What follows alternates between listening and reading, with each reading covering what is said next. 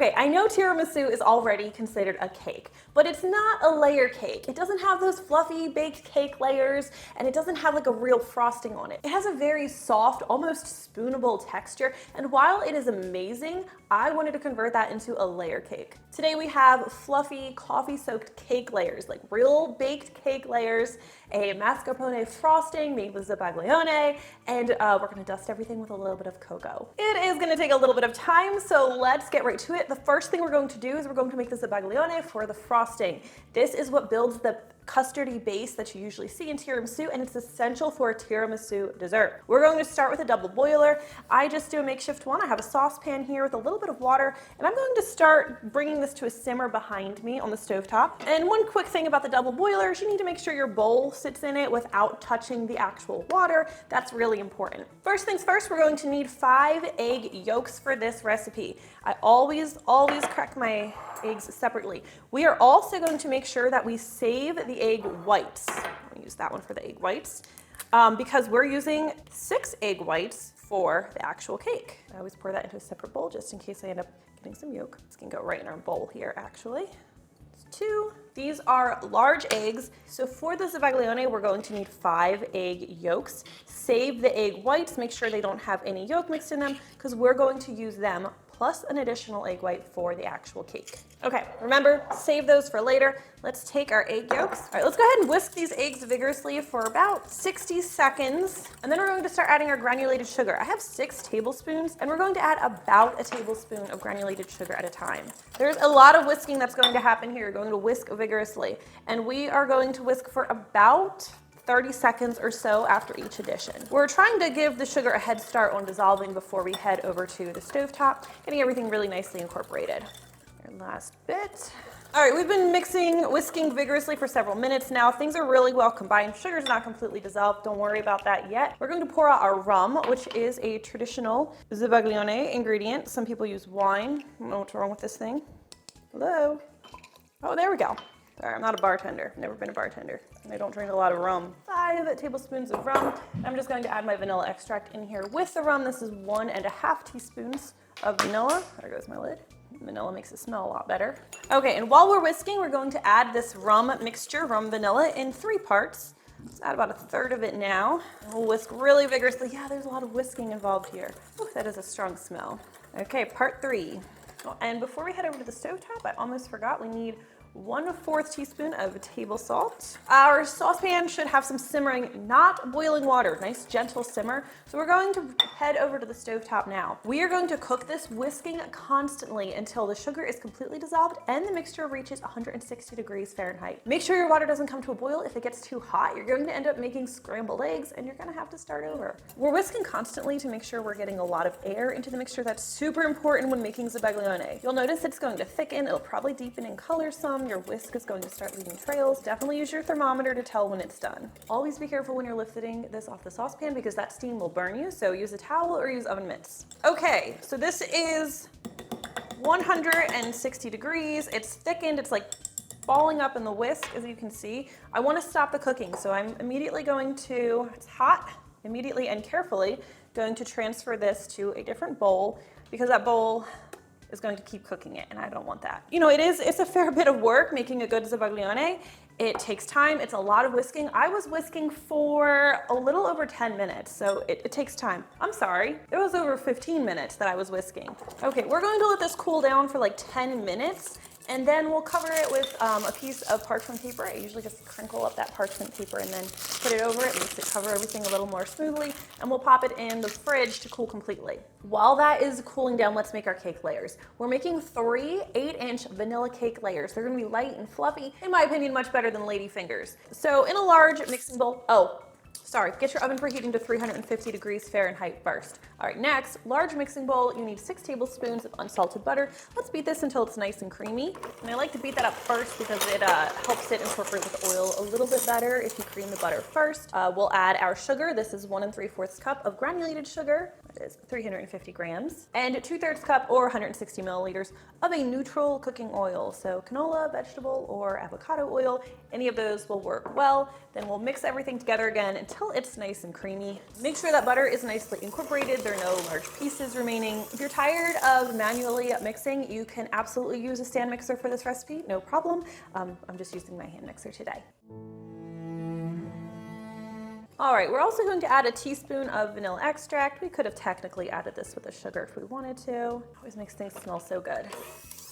All right, we'll slide this out of the way. And in a separate mixing bowl, we're going to combine 2 2/3 cups of all-purpose flour. This is 333 grams, and a tablespoon of baking powder, as well as a teaspoon of table salt. I would whisk everything together, but my whisk is still dirty from the Zabaglione, so I'm just using a spoon. But do make sure you get everything nicely incorporated. And then we're going to combine everything here. We are going to alternate adding the dry ingredients and some milk. No eggs yet. Remember, we'll get to those in just a bit. They're the last thing we add. I have a cup of whole milk. Ideally, this should be room temperature or at least approaching room temperature. And I'm going to add about 1/3 of the dry ingredients. Not using my mixer anymore at this point, because I don't want to overmix the cake. That's something to watch out for. So I'm just going to use a spatula and stir in the dry ingredients until they're mostly combined. And I'm going to add some of the milk, stir that until it's mostly incorporated. A little more flour. Actually going to be adding, I said 1/3 of the flour, but I'm actually adding the flour in 4 parts, and I'll add the milk in 3. And this cake, I really love it. It uses butter and oil. Super big fan of that because you're going to get a nice texture and a nice flavor. Butter, super important for flavor. Oil is really important for texture, but also this cake, because of its frosting, it's going to need to be refrigerated, and the oil is going to help keep it soft while it's in the fridge. A little simple syrup will help with that too, but the oil is very important. Our last bit of milk and dry ingredients. It's okay if there's some lumps in your batter, don't panic. There shouldn't be any dry streaks, and everything should be mostly uniform. So I'm happy with this. Slide it out of the way, but wait, there's more. Remember we have these 5 egg whites from earlier? Well, we need a 6th egg white. I really do wish I could have done this recipe in such a way that you use the exact same number of eggs and yolks. In fact, I really tried, but it just didn't work out. Do what you want with that extra yolk. Throw it in your scrambled eggs in the morning. But yeah, you do have to crack an extra egg. I'm sorry. I just how it worked. 6 egg whites. We're going to pour these into a completely clean, dry, grease-free bowl. Super important when you're working with egg whites because they're not going to whip up properly if they have other ingredients in them. Important thing for me to recognize because I almost just used the dirty beaters. You need clean, dry beaters. We're going to start beating these on a lower speed, gradually increase to high, and we'll beat until we have a thick, fluffy mixture. We'll have stiff peaks. Let's take a look at this. They should be super thick, fluffy, opaque. The peak that forms should hold its shape. I mean, this is holding onto the spoon so well. I think you can tell. Those are stiff peaks. This is what you want. These egg whites are going to make all the difference between like a flat, dense, dry crumb and the nice fluffy one that we're aiming for today. Let all of these egg whites in, and we are going to gently fold them into our batter. So yeah, they'll deflate some as we're folding them in, but we don't want to be too heavy-handed or we will kind of completely undo all that work we just did. And we do want to get that nicely incorporated, that way the cakes bake evenly. We're going to divide this batter evenly into our 3 cake pans. Here's my scale for this. If we weighed everything properly, we should be at about 450 grams per cake tray. These are going in our 350 oven. Keep an eye on them if you are baking them all at once. Just know your oven. If it's uneven or cooks unevenly, I would recommend rotating your pans halfway through. Just be really quick about it because you don't want the temperature to change too much. These will bake for about 22 to 25 minutes. I always recommend checking with a toothpick to tell if they're done. A toothpick inserted in the center should come out clean or with a few moist crumbs. All right, these are finished baking. We are going to let them cool in their pan for 10 minutes. And then once they've had that time to sit, we are going to run a knife around the edge of the cake to loosen it from the pan. We greased it, but we just want to ensure there's not going to be any sticking. And then we will carefully invert the cakes onto cooling racks. Parchment paper, game changer. Your cake will never stick to the bottom of the pan if you use it.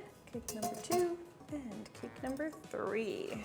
It is very important that the cakes cool completely before you add the frosting to them, otherwise it will melt. But we will slide these out of the way, and there are a couple other things we can do while we wait. When you're making classic tiramisu, you take the ladyfingers and you dip them in a coffee and rum mixture and you soak them that way. Well, we're not doing ladyfingers, we're doing cake layers, and dipping them in the mixture is not going to work. But we still want to get that coffee and rum mixture soaked into the cake, super important. We are going to emulate this idea by making a simple syrup that will brush over our cakes, and I like to do this while the cakes are cooling. So simple syrup, a lot of people use it on their cakes. It's just an equal mixture of sugar and water, but we aren't going to use water, we're going to use coffee. I have a half cup of coffee, some freshly brewed coffee, and a half cup of granulated sugar.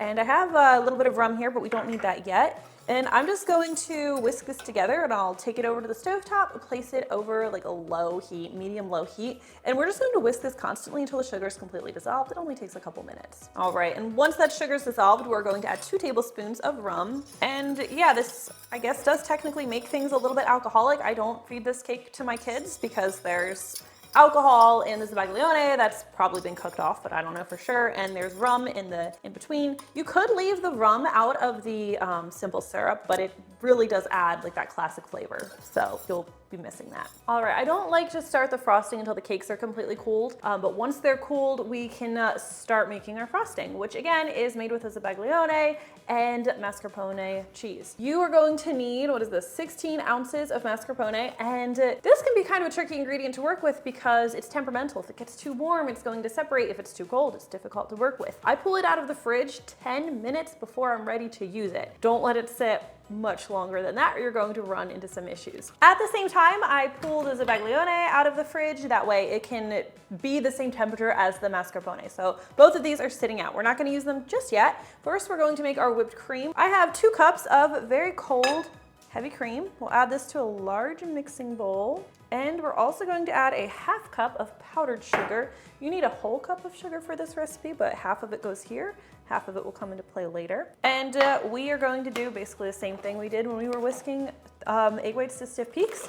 Start on low speed, increase it to high, and whisk until we have stiff peaks. All right, and with this whipped cream, you want to go just to stiff peaks, so you don't want to go too far with that. So again, peak is holding its shape. It's not folding over itself. We're good. Slide this out of the way. And now we're going to need our mascarpone. So let's open this up. It should, remember, be sitting for 10 minutes, not longer than that. If there's any liquid on top, make sure you drain that off. Drop this in our mixing bowl. It's like 454 grams of mascarpone. Let's bring in our Zabaglione. Some of it's going to have stuck to your parchment paper. We're not going to leave that behind. All that work we did? No, that's going in our frosting. And then add the rest of the Zabaglione. And remember that other half cup of powdered sugar I told you about? We're going to add this into the bowl as well. We're not using the mixer for this step. We're going to use our spatula and just gently fold things together until they're completely combined. We're not using our mixer because it's really important that you don't overmix the mascarpone. If you do, it's going to like curdle and separate. And then you'll be really mad you wasted those ingredients because mascarpone is not that cheap. Mascarpone makes me nervous. Okay, that's just combined, it's uniform. So let's add our whipped cream. All of it goes right in the bowl. We're not adding vanilla or anything because we've already added a lot of flavor to the Zabaglione, and that's what's going to flavor the frosting, so you don't need to add any here. Again, we're being gentle and we're folding things together. Make sure you're scraping the bottom of your bowl. All right, I'm gonna stop here. We are pretty well combined. Let's assemble this cake. If your cakes are not completely level, you're going to want to level them. Otherwise your cake could kind of slip and slide a bit. These baked up nice and level, so I'm comfortable with that. I lost my frosting, found her. So a little smear of this frosting on our cake platter will help keep it from sliding too much. All right, we're going to pierce this cake all over with a fork. Will help it absorb the simple syrup a little better. All right, and you should have 3/4 cup of simple syrup. I actually put it in a measuring cup because I want to make sure I'm doing an even amount of simple syrup for each cake layer. So each cake layer is getting a 1/4 cup. So when I'm down to 1/2 cup, I know I've used the right amount. We're just going to gently brush it over. I don't know why, I feel like I need to be low, but like that's not actually necessary. That's why I wanted to get down. I wanted to check this. Smells like tiramisu. All right, I have the frosting in a piping bag. Just going to pipe this. You can just spread it if you want. This just makes it a little easier for me. Add a little bit more. Tiramisu is very Zabaglione custardy heavy, so there's a lot between the layers. Go ahead and smooth this, and we'll add layer number 2. Several times when making this cake, I have forgotten to pierce it and soak it, so don't be like me. Do our simple syrup again. No, it seems like a lot of syrup. It is a lot of syrup. Let's start from the center this time. Don't forget the simple syrup. Now for the cake, we do like a semi-naked layer around the cake, and then we get really generous with the dollops on top of the cake. Felt like that gave us a really nice classic tiramisu feel. So nice even layer on top. Your frosting should be stable and spreadable like this, but this is not a frosting that you can leave out in the heat. I am yet to find a frosting you can leave out in the heat. I have people ask me all the time, and really frostings just aren't good for warm weather. Just go around this. I like that simple look on the sides. You add, just enough to cover the cake, help keep it fresh and stay moist. Kind of a clean look. Doesn't look clean yet, but we're gonna get there, hopefully. All right, let's do the swirls on top. I like to use an Attico 848 tip just because it's so pretty. We're gonna add a lot of frosting right here. I do try to keep the dollops or these decorative things firmly centered on the cake. Like sometimes with a stiffer frosting, they can be leaning off the cake a little bit. This is a softer frosting, so I like to keep them right inside the cake. For the final touch, we're going to dust some cocoa powder on top. Forgot to mention, if you want to put cocoa powder between each layer, you can do that. Tried it, thought it wasn't really worth the extra effort, so we just put it on top. Recommended is chilling your cake before you cut into it. Also letting it sit in the fridge for a while. All of that simple syrup is going to soak through the cake a little bit better, so this is one that actually even tastes better the next day. All right, this part makes me nervous. I'm really bad at cutting cake, guys. This cake only sat in the fridge for like 15 minutes, so longer would have been even better, but oh, let's take a nice little taste of this guy. I'm not gonna lie, this cake is a fair bit of work, but that was totally worth it. What should we turn into cake next?